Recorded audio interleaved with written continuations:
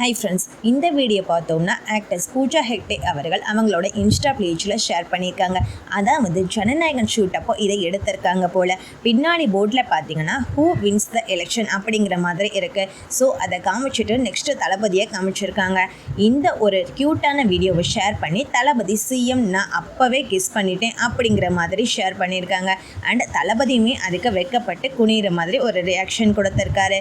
So தெரிஞ்சு எடுத்தாங்களான்னு தெரியலை, but கரெக்டாக கிஸ் பண்ணி அதை செம்ம டைமிங்கில் ஷேர் பண்ணியிருக்காங்க. ஆல்ரெடி தளபதியோட கடைசி படத்தில் நடிக்கிறோம் அப்படிங்கிறதே பூஜா ஹெக்டே அவர்களுக்கு ஒரு மிகப்பெரிய பெருமை. இப்போ இது சிஎம்மோட கடைசி திரைப்படமாகவும் ஆயிடுச்சு.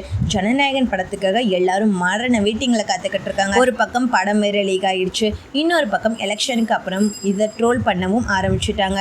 எப்படியும் விஜய் தோத்துருவாரு அப்படிங்கிற மாதிரியெல்லாம் ஒரு பக்கம் ஓட்டிக்கிட்டு இருந்தாங்க. பட் படம் தளபதி சிஎம் ஆன பிறகுதான் ரிலீஸ் ஆகணும்னு சொல்லிட்டு கனவுலையும் நினைக்கலைங்க. படம் வந்த எலெக்ஷனுக்கு ஹெல்ப் ஆகும் அப்படிங்கிற மாதிரி ஒரு மைண்ட் செட்டில் தான் இருந்தோம். அது மிஸ் ஆயிடுச்சுன்னு வருத்தம் இருந்துச்சு. பட் படத்தை தடுத்துமே தளபதி சிஎம் ஆகிறத யாராலையுமே தடுக்க முடியலை. இப்படி ஒரு மாசான மூமெண்ட்டில் படம் ரிலீஸ் ஆக போகிறது அப்படிங்கிறத யாருமே எதிர்பார்த்துருக்கவும் மாட்டாங்க. ஸோ படம் வெறித்தனமாக வசூல் பண்ணும். ஏன்னா சிஎம் நடிச்சிருக்க படமாச்சு. ஸோ ஓட் போட்ட மக்கள் எல்லாருமே வெறித்தனமாக தியேட்டருக்கு வருவாங்க. ஆல்ரெடி டைட்டில் கார்டை சிஎம் அப்படின்னு மாற்றணும்னு வேறு கோரிக்கை இருக்குது. அண்ட் ஹெச் வினோத் அவர்கள்கிட்ட நிறைய பேர் இதை டைரெக்டாக கேட்டுட்டாங்க. அண்ட் தளபதி வெற்றிக்கு அப்புறம் ஹெச் வினோத் அவர்களும் எமோஷ்னலாக ஸ்டேட்டஸ் எல்லாம் போட்டிருக்காரு.